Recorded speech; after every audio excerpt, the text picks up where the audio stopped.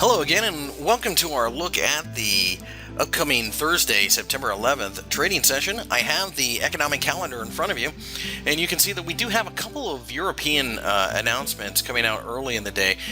German CPI month over month is probably the most interesting. It is flat, that's what's anticipated, and as a result, if we stay in that range, probably shouldn't affect the markets too much. But if we have a huge miss in one direction or another, could affect the DAX, the Euro, things like that. Obviously, better than anticipated is going to be positive for the Euro and the DAX, and vice versa.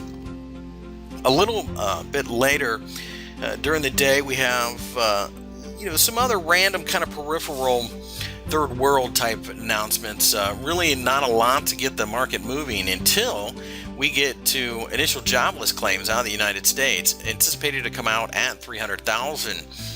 That is a number that will move the stock markets in the U.S. more than anything else. If we have some type of surprise higher, then that's negative for stocks and vice versa. Expect this to be a market that, quite frankly, it's looking for reason to go higher. So hopefully, if this is a little bit lower, we will see some buying pressure in the S&P 500, the NASDAQ, the Dow Jones, all of the usual suspects in America. After that, we really don't have a whole lot going on. Natural gas storage will affect the natural gas markets, so that might be something to pay attention to. And then after that, it's a pretty quiet session. Really not a whole lot to look at that could move the markets. However, let's take a look at the charts, and that will let us know where the setups truly lie.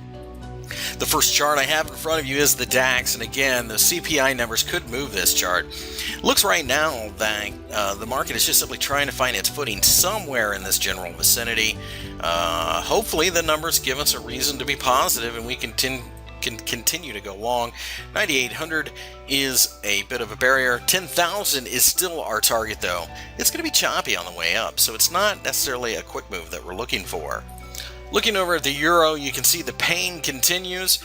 Quite frankly, this is a market that is heading to 128. And until we break well above at least 130, and truthfully, we feel better above 132.5 because there's a gap there. This is a sell on the rallies type of situation. Still looking to buy puts every time we rally. Short-term charts will probably be the way to go. Short-term binaries will probably be the best way to play this market as we just continue to pummel and pummel and pummel the Euro. Looking at the Dow, you can see that we are finding support at 17,000, so the Dow might be in play here, especially after those initial jobless claims numbers. If they come out better than anticipated, anticipate a move back to 17,150. That's our base case anyways.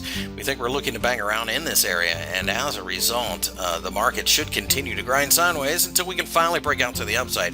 Certainly after an impulsive move like this, it's not a big surprise to see the market cool off a little bit. I mean, after all, there's got to be some exhaustion at this point. And the last chart we're looking at is the British pound. It does look like it's finally going to get a little bit of a bounce here. However, we're going to stay far away from it.